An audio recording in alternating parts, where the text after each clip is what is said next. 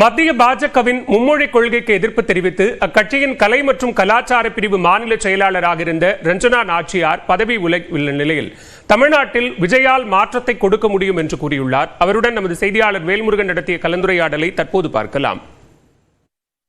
முன்னாடியே உங்களுக்கு நிறைய விமர்சனங்கள் பிஜேபி மீது இருந்திருக்கா, இல்ல இந்த மொழி சார்ந்த பிரச்சனை தான் பாக்குறீங்களா? திராவிடம்ன்றதுனால இங்க ஒரு பிரிவினையை ஏற்படுத்துறாங்க அப்படிங்கிற குற்றச்சாட்டு வைக்கிறீங்களா?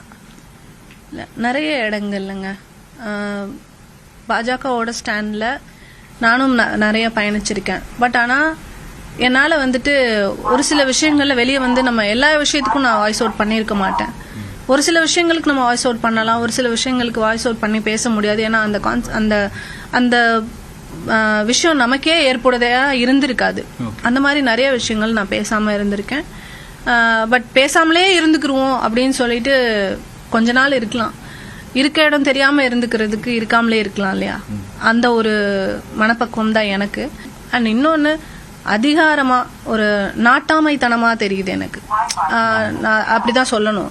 நாட்டாமைத்தனமா சொல்ல முடியாது. நான் வைக்கிறது தான் சட்டம்னு பேசுறது மத்திய அரசுக்கு நல்லது கிடையாது.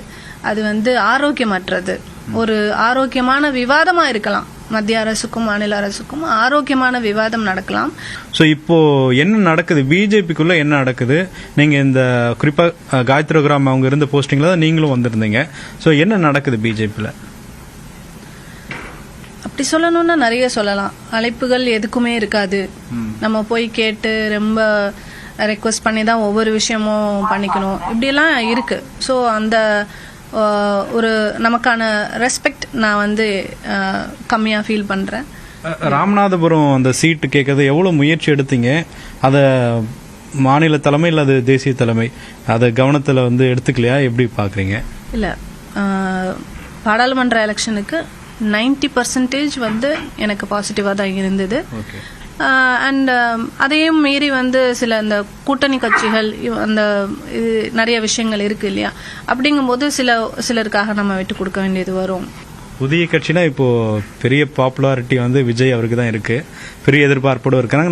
நாளைக்கு கூட ஒரு பெரிய 2ஆம் ஆண்டு துவக்க நிகழ்ச்சிலாம் இருக்கு. ஸோ அதில் உங்களை எதிர்பார்க்கலாமா? டிவிகேல நீங்க ரஞ்சனா நாச்சியார் இணைவாரா? நிச்சயமா எனக்கான ஒரு அங்கீகாரம் கிடைக்கும் போது, எங்க எனக்கு என்னோட செயல்பாட்டுக்கு ஒரு சுதந்திரமும் மரியாதையும் கிடைக்குதோ அங்க நிச்சயமா ஒரு பெண்ணுக்கான முன்னுரிமை கிடைக்கணும்னு நினைக்கிறேன். பெண்ணுக்கான உரிமை போய் பெண்களுக்கு முன்னுரிமை கொடுத்து அழைப்புதல் இருக்கும்போது நிச்சயமாக நான் அந்த இடத்துல பயணிப்பேன். அது விரைவில் சொல்லுவேன். விஜய் அவர்களோட என்ட்ரி மக்களுக்கு இவங்க பிளவப்பட்டு போயிருக்காங்க, இவங்களோட ஆட்சி முறைகள் சரியில்லை, அப்போ நம்ம இவர் ஆதரிப்போம் அப்படின்ற ஒரு மனநிலைமையில நிறைய மக்கள் இருக்காங்க. ஸோ அவரால் சேஞ்சஸ் கொண்டு வர முடியும்ன்றது எனக்கும் நம்பிக்கை இருக்கு.